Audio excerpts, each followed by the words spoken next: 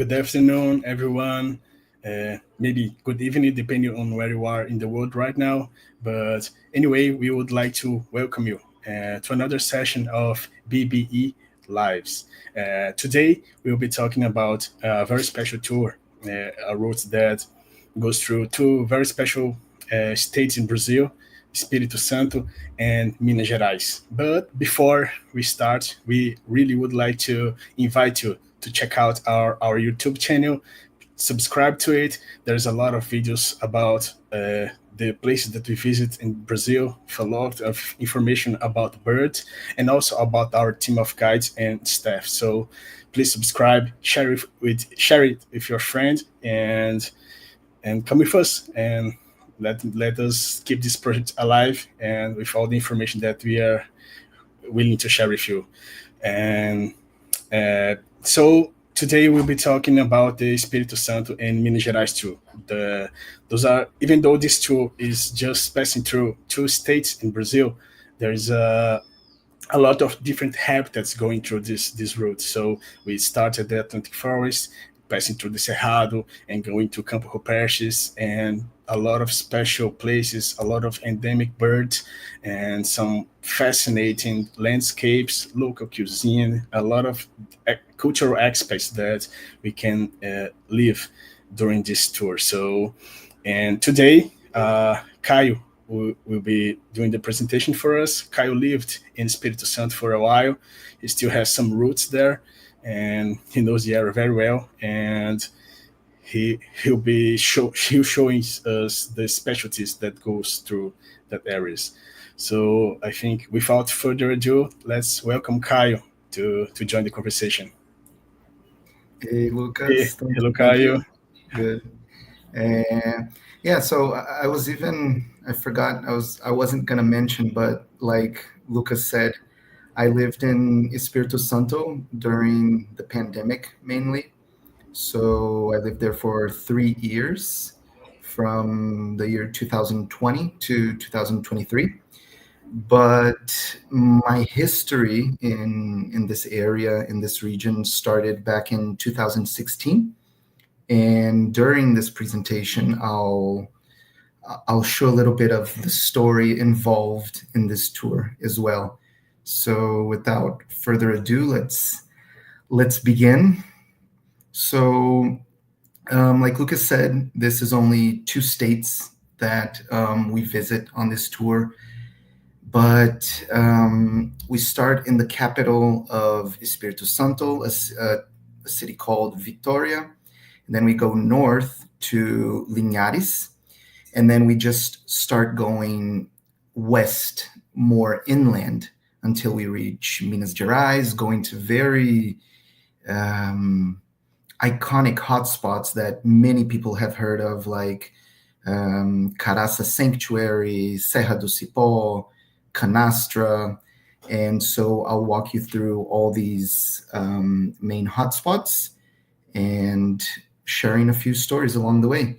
So be sure to, if you have any doubts, any comments, any questions, anything, just leave a comment. Either, I think it's on YouTube for sure, on Instagram, maybe on Facebook. So just leave your comment and I'll try to answer if I can in the end of the presentation. So Espírito Santo, Minas Gerais is not only a tour of birds. It involves much more, from iconic mammals to endemic plants to just an astonishing landscape. There's no way of putting, photos to show what this area has to offer in terms of landscapes and other ways of nature. But during the presentation, I tried to bring a few photos of the main places.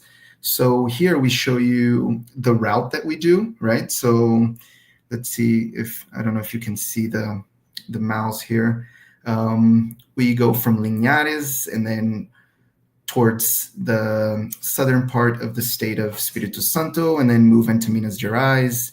and so on. So we visit Atlantic Forest in its many forms and Cerrado in its many forms.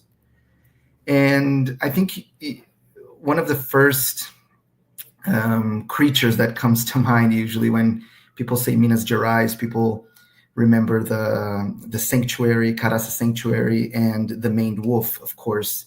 On the image to the left is the maned wolf in Canastra National Park, and to the right is the maned wolf coming to feed in the Caraça Sanctuary. So there's a long history with the fathers, the priests, that they would, for many, many years, they would put the leftover chicken bones, and maned wolves started to show up, and they just kept this tradition. And now there are times, I don't know if you notice the people around. Some nights there are 20, 30, 40 people just waiting for the wolf to come. It's almost every day, but I wouldn't say guaranteed, because there has been times that it doesn't show a particular evening. And that's why you'll see further along the presentation and our itinerary that we put 2 nights to maximize the chances of seeing the maned wolf and also enjoy what Caraça has to offer that I'll show you further along the presentation. But we can't talk about the Espírito Santo Minas Gerais tour without mentioning from the start these 2 super special, super iconic birds, not to mention, unfortunately, their rarity. Both are critically endangered species. So the one on the left, to me, the Brazilian Merganser, estimates show, research estimates show that there are less than 250 individuals in the world today. So it's it's very bad, and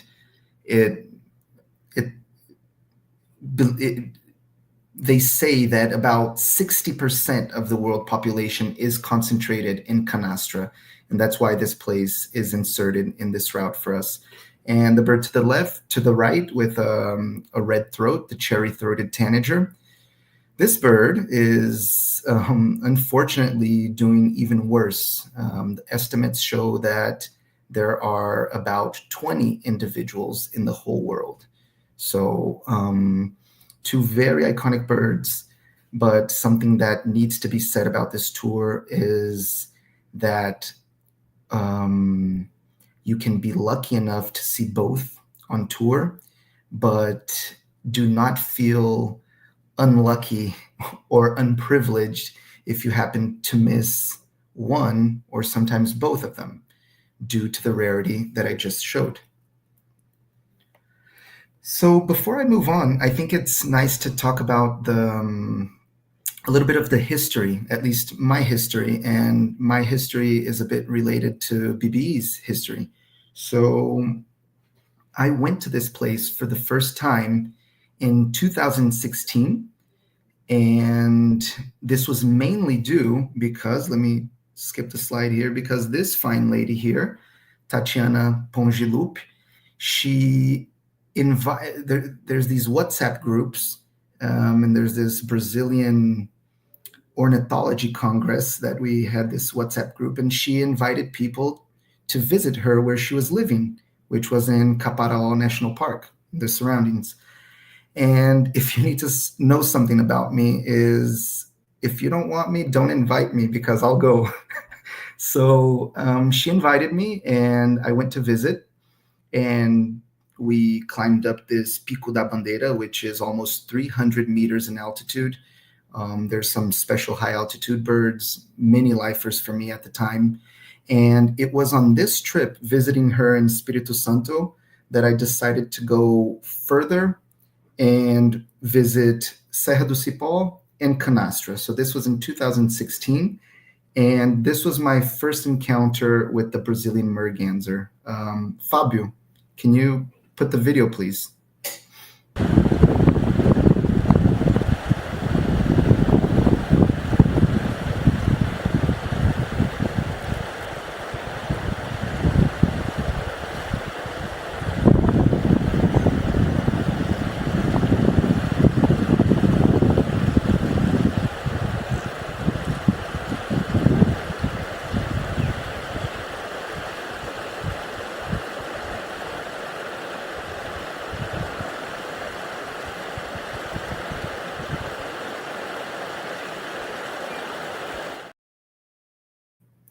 Thank you. So this here, I don't know who is watching, but it's a dream come true for many birders. We've had some very interesting stories related, to people wanting to see this bird. I'll mention a few stories when we get to Canastra. So this was my first sighting. First time I went to Canastra, went up to Cascadanta, the high parts, and I arrived there. They were there. So fantastic. 2016. And then my first encounter with the Cherry-throated Tanager was the next year, the following year, in 2017. The previous year, I visited Tati, and the next year, we were already traveling Brazil on a motorcycle. I don't know if you can see that it's this white motorcycle here on the first image, top left. We did this project called Tesouros do Brasil, which means treasures of Brazil. We drove around the Northeast and parts of the Southeast, trying to document everything related to 10 critically endangered species. And the Merganser and the Cherry-throated Tanager were involved in this project. So we went around Brazil doing interviews with certain people related to those species, related to the area where those species lived, searching for new areas, and many outcomes came from this project. So the first time was in this project in 2017, and we saw the Cherry-throated Tanager in the first 2 hours of birding.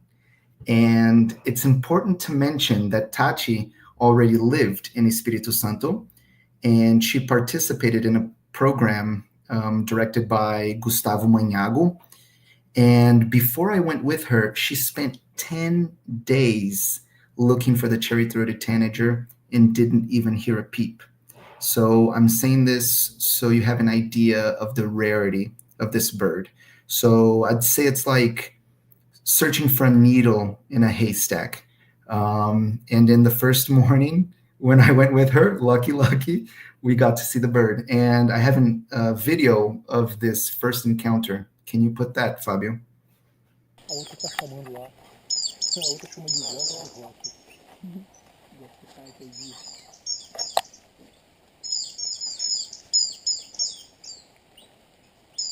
Vai ajustando a câmera aí porque eu acho melhor que seja assim difícil, né? O bicho não tá dando muita ideia não, tá?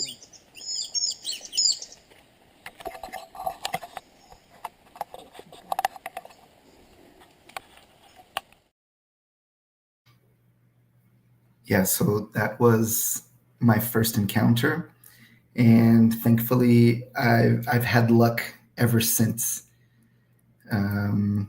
So the second encounter was already guiding a group, but it was before there were established researchers in the area. So it was really difficult, and we always counted with the support of Gustavo Manhago, which is a close friend, great researcher, birder. And so this is the photo of how distant the bird was. You see it's on full zoom, and you can barely see a white dot with a little bit of red. So that's how we saw this bird in the first full day. It was the end of the day, and we saw it from this distant, but it was still lots of excitement, lots of celebration. And on the right here is a picture that Ciro, he always says, you shouldn't put these birds that you can't guarantee in the cover. Today, I agree with him, but at the time, look at that big photo of the Cherry-throated Tanager. But thankfully, we saw it, and there's a message from Gustavo here saying, Ciro, let the boy put the photo on the cover. So that was the second encounter. And I thought it was important to bring this on this live, because usually people only see the itineraries and the tours as they're already up there, right, on the shelf for sale, let's say. But there's a lot of work and effort in the background, right? A lot of history, a lot of research, field hours, and things like that. So the same way that it was with the Northeast, Ciro exploring and gathering information with other guides and other researchers and things like that. That's how basically every tour comes to be, right? You have a previous experience, you go on a scouting trip, you look for good hotels, and you kind of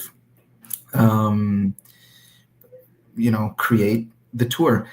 And here you'll see it says 15 days. This is because for those of you who know us for quite some time, we're always trying to improve. So 1 year's itinerary is never like the next. We're always searching for new areas, different birds, new routes, always to try to optimize, the time of the fellow birders that are coming, cost benefit wise, right? So this year, the tour has 13 days. And if you check on the website, the tour for next year, from 2026 and on, the tour will have 15 days. So today I will present the 15 days version, okay? So here you see an overview of the complete itinerary. You start here. Let's go way to the right of the presentation here. I think it's too small to see, but there's a letter A in Vitória. We drive up north to Linhares, and then back south, and then continue onto the border of Espírito Santo and Minas Gerais, and then entering Minas Gerais. This is an overview of the itinerary, which I will present today, 15 days. Arrivals are in Vitória. Vitória, like any other capitals, you can expect, good infrastructure. You'll be in a good hotel. There's ATMs for people who want to withdraw money. There's big supermarkets, to buy snacks, anything that people want or need. Drugstores, pharmacies, if anybody has forgotten medicine or something like that. So it's a good place to start, where you have the opportunity of having these services. Okay, so then we transfer to Linhares, where we spend 2 nights, and it's approximately 2-hour transfer, 140 kilometers. And Vale is the place of the tour. It's funny, every time I go there, you feel like you're in the Amazon, there are places in the forest where there's screaming pikas. It's a good place to see mannequins, like red-headed mannequin. And it's this type of forest, Mata de Tabuleiro, which is this coastal Atlantic forest. It's the type of Atlantic forest from southern Bahia to northern Espírito Santo coast. Very similar in species to the Amazon. So these are a few photos showing the structure of the forest, okay? And I brought here just a few highlights. I'm not gonna, go step by step on all the highlights. I'm just gonna point out a few that just, draw my personal attention. Of course, if you wanna have more details in our website, there's the complete itinerary where all the targets are listed, so you can see that there. But just a few birds here: black-headed berry eater, red-browed Amazon, red-billed curassow, and minute hermit. These last two are very range restricted, so they are very important targets to see in Linhares. And on this trip, it's the only place where you can see them. And Linhares is a place of surprises as well. I put surprises because it's just so you know the quality of the forest. It's a type of forest where you can see harpy eagle. So not that you will see it, but there are chances. And there's also rufous-vented ground cuckoo and white-winged cotinga, and of course, any other surprises. So then we transferred to Santa Teresa after Linhares. After spending 2 nights, we go to Santa Teresa. And there are many targets, more montane Atlantic forest targets. Yellow-eared woodpecker is a very localized endemic, so that's a good specialty to get. And I'd say that the most important target in Santa Teresa is Weed's tyrant manakin. You can also see this bird in the Northeast tour, but usually it involves, a tougher hike. Whereas in Santa Teresa, the places that we usually see this bird, you literally stop the car and you look up, and there are a few known territories for this species. So we usually say you can't leave Santa Teresa without seeing Weed's tyrant manakin and other interesting birds, pin-tailed manakin, green-winged saltator, and Pousada Vita Verde. Santa Teresa is also known for the Pousada Vita Verde. The owner of this pousada has been putting out hummingbird feeders for over 30 years. So I think it's the craziest hummingbird feeder you'll ever see. Maybe not in terms of settings, let's say, but in terms of species diversity, species abundance, activity, it's just mind-blowing. And you have very interesting species. So there's 5 species here that I highlighted, but I'm going to mention 2, which is amethyst woodstar, which is very widely distributed, but many times it's on people's target list. It's one of those birds that is everywhere, but it's not everywhere that you see it. So I have never been there where this bird wasn't present. So I'd say that it's a very good place to see it. And of course, the frilled coquette, which is a Brazilian endemic, beautiful bird, this big, size of the thumb, and just gorgeous. And I separated a video of the frilled coquette. Fabio, if you can put that on, please.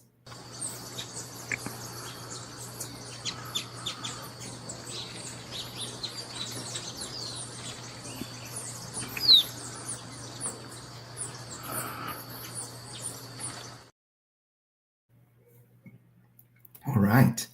And a few other species that are present in Santa Teresa, important to mention. You're going to see it on the eBird checklists. But I'd say with luck, because I'd say it's a 50-50 chance in this location for these species. Unfortunately, for these species on this tour, Santa Teresa is the only chance. But these species could also be seen on other trips that we offer. So they are russet-winged spadebill, which you could also see in any of our Southeast tours, Rio de Janeiro, São Paulo, or Southern Brazil tours. Rufous brown solitaire, which I'd say it's practically guaranteed in the Northeast of all this time guiding the past 10 years. I don't think I've ever missed this bird in Serra Bonita. Very common there.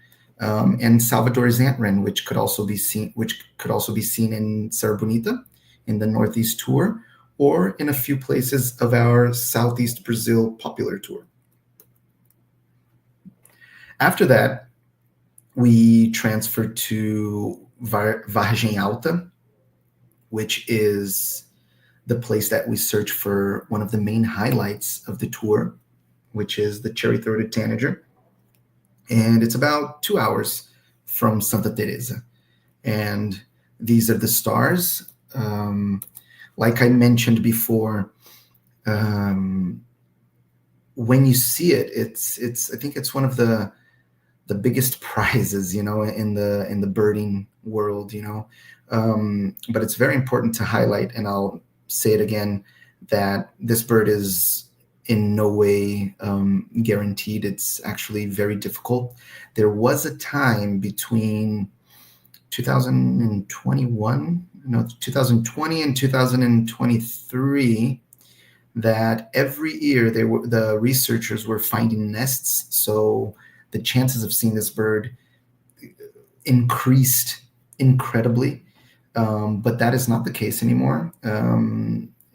It has been a while that no nests have been found. So we're back to searching for a needle in a haystack. And these are the celebration photos. So you literally see that the photos after we see the birds. I'm here in this central top picture with Will, Simon, and Mike. And I think this was the most difficult and stressful visits that I've ever been there. That by day 2, we had walked 36 kilometers searching for these guys. And on the last stretch, we had to transfer. We're going further south. We're transferring to Nova Friburgo in Rio de Janeiro. And I said, guys, we have to leave at 11:30. Let's go for our last try, our last walk. And after 36 kilometers in 2 days, on our last walk, we find a group. I can't remember. I think it was at least 6 individuals.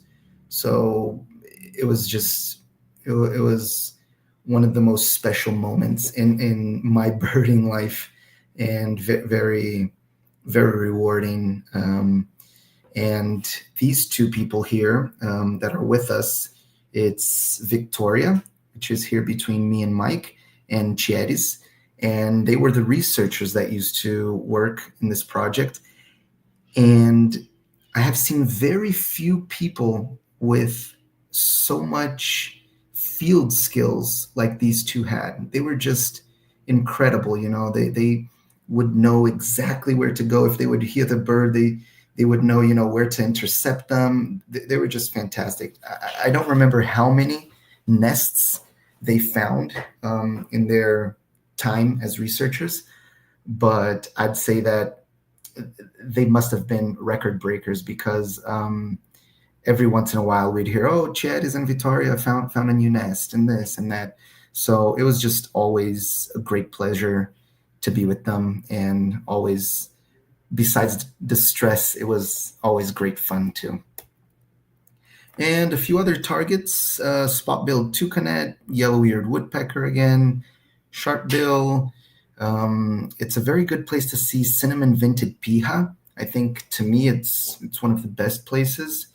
And there's just a whole nice variety of Atlantic forest species here in Vargem Alta. And a few night birds as well.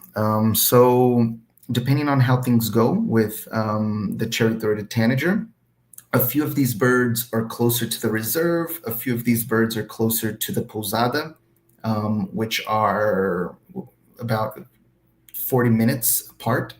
So maybe one night stay near the reserve, another night near the lodge as it gets dark. And these are a few highlights of the area: giant snipe, rusty-barred owl, and long-train nightjar. Beauty. And for those of you who are signed up for this year's tour, you'll notice that this place is unfamiliar. It's not on this year's itinerary, but on next year's.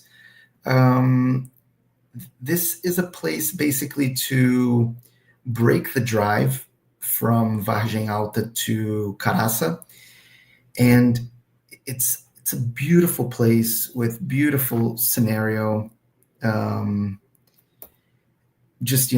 Filled with waterfalls, interesting plants, endemics, and it's very good for high altitude species. And I'd say that one of the main highlights here is the Itatiaia spinetail, which needs a certain elevation to be present. It only occurs, I think, in about 8 municipalities of Brazil. So it needs this higher altitude, and it loves these little bamboos, this bamboo here that's shown on the bottom image. So on the left, I show you a little bit of its habitat, and this is the Itatiaia spinetail, which is usually seen in Itatiaia in Rio de Janeiro, but it's also present here. And a few other birds and their habitats.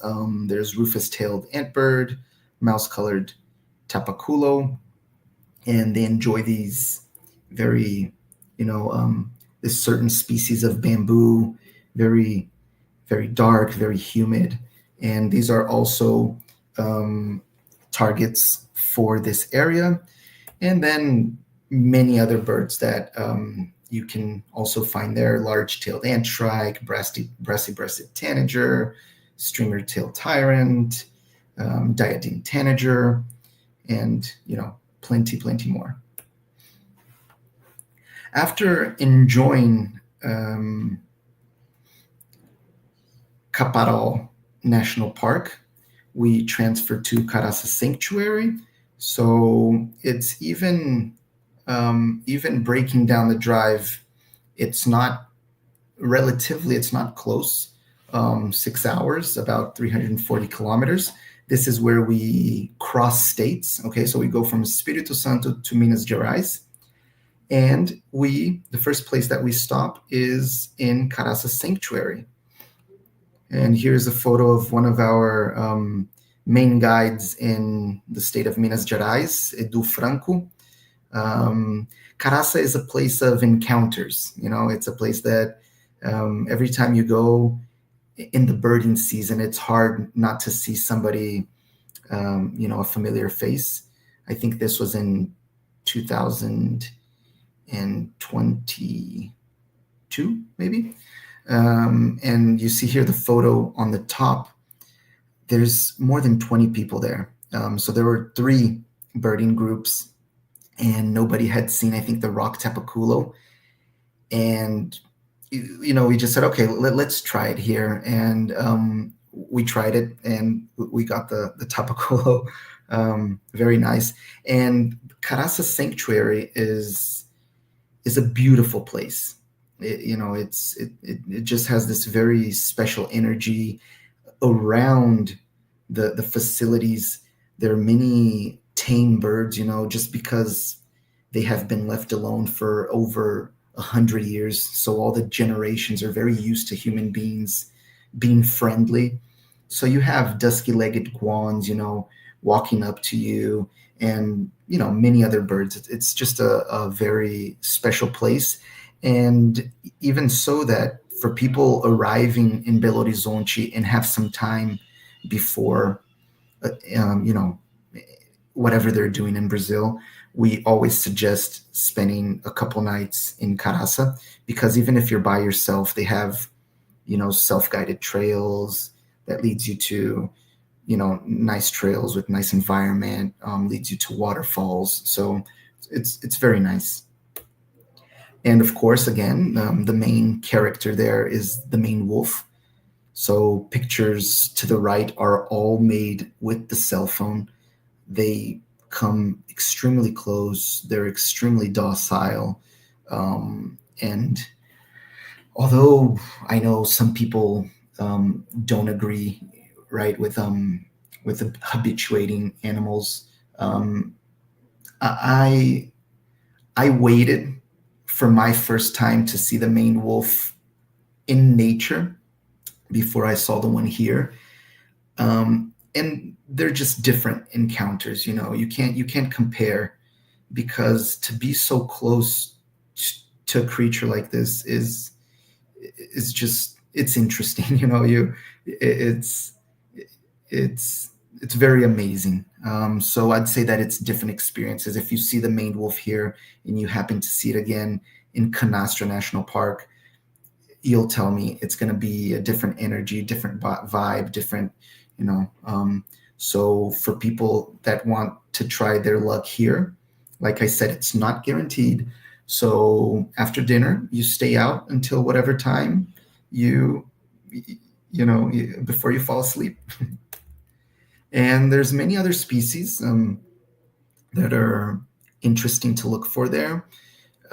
Gilt-edged tanager is, let's say, fairly common throughout the Atlantic forest, but the ones to the right, we have rock tapaculo, hyacinth visor-bearer, and velvety black tyrant. And it's also always nice to try to guarantee them here. Other highlights, blackish rail, grayback tachuri, scaled wood creeper, serafinch, used to be called pale-throated pampa-finch. Now it's called serafinch, this one to the right.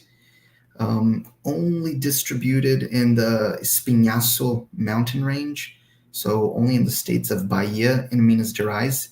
You see this guy in Chapada Diamantina in the Northeast tour, and you can also see it on this tour in Caraça Sanctuary. So after enjoying Caraça Sanctuary, a nice and relaxing place because the places we go birding are there. You're already in the birding spot, so no need to drive, no need to transfer. So you'll have relaxed a bit and enjoyed the birds and other wildlife. So after that, we go to Serra do Cipó, which is a 3-hour drive, about 170 kilometers, going north. And Serra do Cipó is one of the places that I visited in 2016 when I went to visit Tatiana in Espírito Santo and went further west. And I climbed this place called Lapinha da Serra. And the previous night, I was, contacting friends like, hey, I'm here, help me out, send me some coordinates. And then no response. The one hint I had was go up the Lapinha Trail and everything's there. So I went by myself with some egg sandwiches that I had prepared to spend the whole day. And it was a very, very foggy and windy day.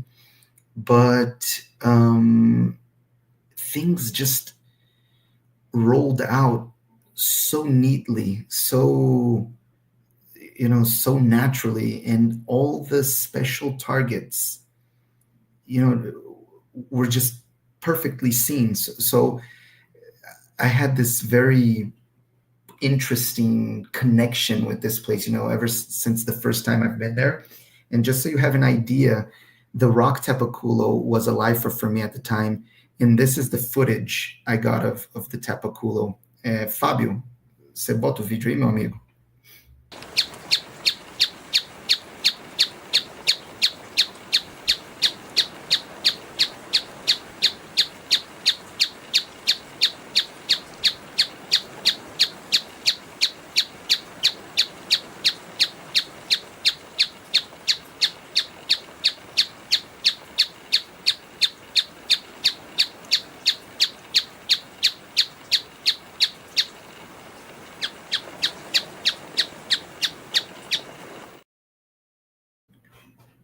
So that's the rock tapaculo, and this is how all the special targets displayed to me on that day. It was incredible, and I didn't know much, so I was, okay, rock tapaculo, I think I need to find some rocks to find this guy. So, the first time I found it in 1 or 2 different spots, and then I reached close to the top where I made this footage. And yeah, it was just incredible. And all these photos here were taken, with the exception of the Diamantina saberwing, which at the time nobody knew about, that was going to be a new species.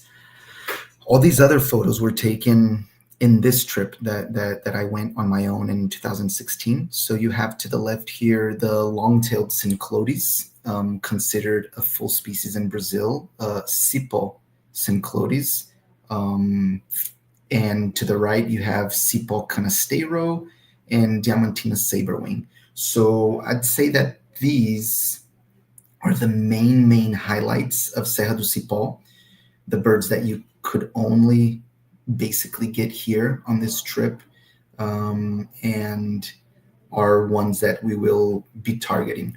But Serra do Cipó is a place where many environments meet: Gallery Forest, Campo Rupestre, Cerrado.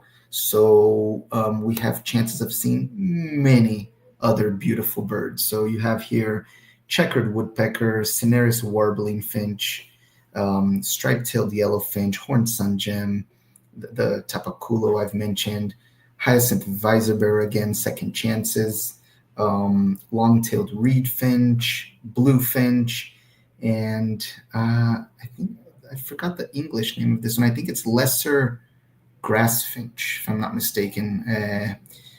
Imbirizoides ipiranganus, also a very good place to see this guy.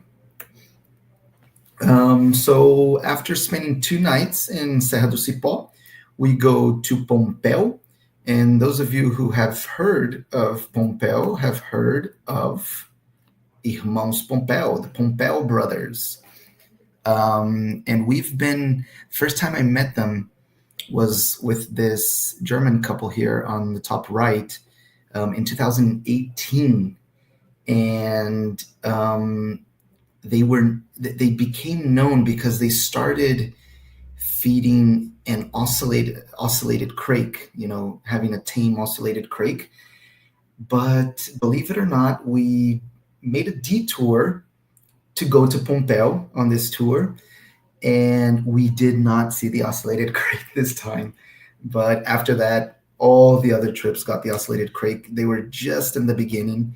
But these two brothers, they started out, I could be wrong, but I think in 2015 or 16, and all the birding areas that they would visit, they would go on their bicycles, and there were some very, very far areas.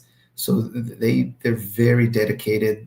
They're always finding different things, different tamed crakes. So sometimes we go there and there's gray-breasted crake, or russet crown crake, or paint-billed crake.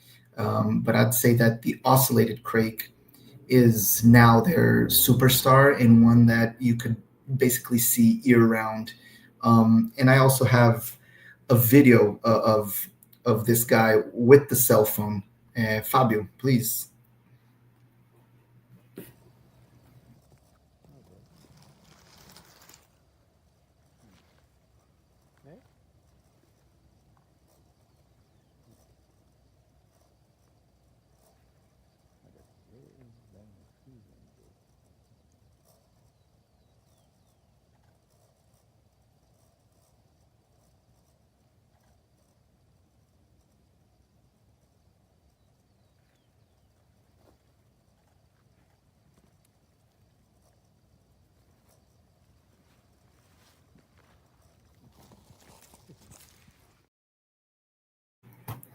So this image was made with a cell phone. We just put the cell phone on, leaning on the grass, put to film, and this is what the brothers would do. And this is a photo of that same day. So that's you saw the film with the cell phone, and this is with the camera, right? So people laying down on the floor to get this eye level perspective. And these are the images that are possible to get. And then sometimes they're with youngs, sometimes. So you can capture many interesting moments. And it's important to mention that this bird is smaller than the hand, okay? So it's like just this, it's the palm of the hand. It's a tiny bird. And like many of you know, it used to be considered, the ghost of the Cerrado grasses. And now you can see it like this. It's amazing. Other targets here include, so starting from right to left, you have the least nighthawk, chapada flycatcher, campo miner, caatinga or spot-backed puffbird. And I always mix up the name of this guy, but I think now it's called henna-capped foliage gleaner. After Pompéu, we go to, let's say, the second main hotspot of the tour, which is the place that we try the Brazilian Merganser. And we spend 3 nights in this area because of the Brazilian Merganser. So from Pompéu, it's about 5 hours, 300 kilometers. And yet another place with astonishing landscapes that it's just incredible to witness. These the landscapes in Canastra, never-ending high altitude Cerrado grasslands. It's very nice. And so in the plateau, you have these grassy, Cerrado fields. And if you go to the lower parts of Canastra, you have gallery forest, different types of Cerrado. So depending on the program, you get, it's possible to get a wide variety of species here. Of course, the main target, the Brazilian Merganser. So like I mentioned before, this is a bird that is not at all guaranteed. I've heard of stories where people tried for 3 days, 4 days, 5 days, and no success. And like I told you, the first time I was there, I saw it as soon as I arrived. And so it's a matter of luck. And the strategy for this bird is very simple. It's sit and wait. So it's something that we have to make very clear with the group, because if you spend 2 full days sitting and waiting for the Merganser, you will see nothing else. And you can even miss the Merganser. So what we usually do, of course, if it's a private tour, we do whatever the will is. But on bigger groups, we have a briefing. And what is usually decided, which I like, is first day, Merganser. So you spend basically the whole day sitting and waiting for the Merganser. Sometimes it shows up at 8, at 9:30. Let's say as soon as it shows up, you go birding in the highlands of Canastra, searching for all the other Cerrado specialties. If the group happens to stay the whole day and not see the bird, the next day, maybe at max, go to the Brazilian Merganser place, stay for about an hour, hour and a half, and then search for all the other targets. Because then in one full day searching for the other targets is usually a good time to have good chances of seeing the main targets other than the Merganser. And this is a picture of a happy moment. So this is when you see the Merganser. There are 2 groups here. I was on a private tour, and there are these foreign birders doing a self-drive trip. And we happened to meet at the same time, same place. And by 9:30 in the morning, we had already seen the Merganser. And this was on the first day. So I think it's the best scenario, because then you have, a lot of time to just enjoy all the other birds. This is also a place with very good photo opportunities. So seeing the Merganser quickly is very rewarding in many ways. I know for you fellow birders coming along, but believe it, also for the guide, which takes away, a lot of pressure. And I have a video of this day that we saw the Merganser. Fabio, can you put the video?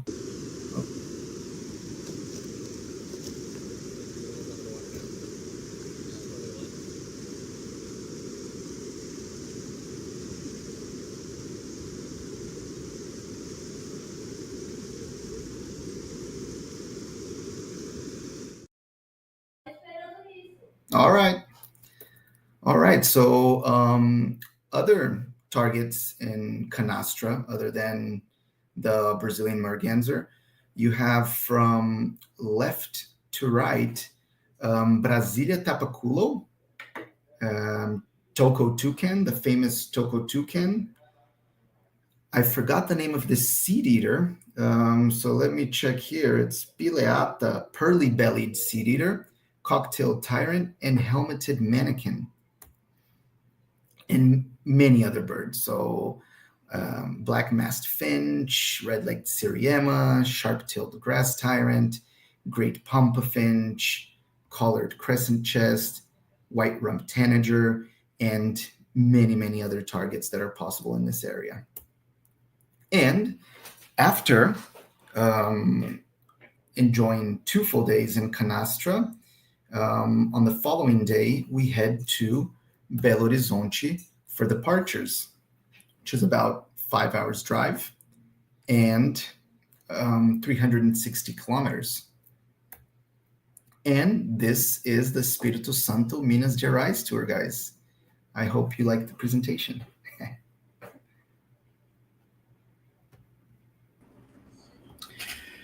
Congratulations, Caio. It was a super interesting presentation, and it's funny because for me personally, there is a lot of lifers over there. I've never been to Espírito Santo, so I just kept imagining how great it would be to go there and see those landscapes and look for those birds, especially their Merganser, because it's on my imaginary just picturing the landscapes of the Serra da Canastra and seeing the rivers and just looking for the bird, trying to find it. Just that I'm really willing to to have this feeling soon. So it really gives a special feel to it. So I think, né? And I think we have one question from Mark that Fabio will put on the screen for us. Can you see it? Yeah, sure. Okay. Tá me escutando? Tá? Okay. Yes. So I think it's doable. And I think some places that you'll stay, so let's say Linhares is in the city. Santa Teresa is in kind of this farmland. So I'd imagine being good for moths. Caraça, Caparaó, not this year, but Caraça, Serra do Cipó, and then Canastra is in town. So I'd say at least 3 or 4 locations, Mark. There would be chances of putting. I'm not sure if you're going to put a moth light, or is it just to search for moths? But if it's thinking of a moth light, to leave in the early morning or after it gets dark, there are a few places that I think would be good. Okay. And if it's to search for them, I think that just by walking around, you should see plenty of nice butterflies and moths and insects. These places are very good for this. I have a question. Do you know for how long they have been feeding the maned wolf? Lucas, it's for a long time. I'd say easy over 30 years. I'd have to check, but I have the feeling that it's like 50 years or something. It's for a long time, but I don't know for sure. And speaking of maned wolf, I remembered mammals and Linhares, the Valley Natural Reserve. I forgot to put this in there, but to me, it's one of the best places in Brazil to see mammals. Just by driving the road, you get crab-eating foxes, primates, you get armadillos, brocket deers. It's a very good place for spotting mammals in Linhares as well. Eduardo just said that is over 40 years. Over 40 years. Yes. That's interesting. Yeah. Yeah. Very good. Thank you, Eduardo. So I see a lot of familiar faces in the chat. So thank you everyone who is coming here and spending some time with us and watching this presentation. I think we are headed to the end here. Do you have any final comments, Caio? No, I think that just wrapping it up, I was gonna say something and I forgot, but this tour is a tour where that's basically it. You know, there's these two very, very iconic birds, but they're not iconic birds like Araripe Mannequin and Lear's Macaw that you go, you see, you know. They are extremely difficult birds. So as long as you know the the challenge that it's going to be and enjoy everything else and embrace everything else that this area has to show, like you said, very good cuisine, beautiful landscapes, you know, mammals, insects, and whatnot. I very much like this tour and think it's a very special area of Brazil with many special birds.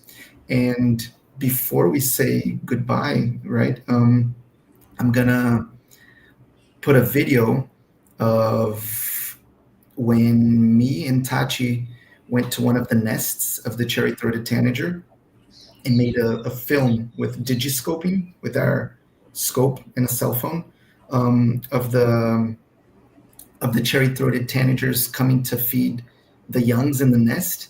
And you'll see that there's at least 5 or 6 adults or juveniles coming to help. So it's not only either a mother or either a father or them together. It's at least 4, 5, 6 helpers going to take food to the young. So I think that's a very interesting behavior to watch. And surely a once of a lifetime experience to be able to see that personally. And we were talking a little bit before we started this live. The next live will be hosting and sharing a little bit of information about a survey that BBE sent to the clients regarding feeders. So be aware and check out our networks, social networks, that will release the date as soon as possible. And once again, we would like to invite everyone to subscribe to our YouTube channel, check out all the previous lives and all the videos that we have on our channel, and hit the like button once again. And we would like to thank to everyone that came here and spent some time with us. Also, thank Caio and Fabio and Vivi for the technical support of this live. So they are managing everything on the background. So I think that's it. There was a lovely presentation, Caio. Really, really good, really good. So I think that's it. Thank you once again, and we'll meet you again on the next BBE live session. Thank you all. And now we get to the Cherry-throated Tanager video. Thank you. Valeu, Cabrito. Valeu.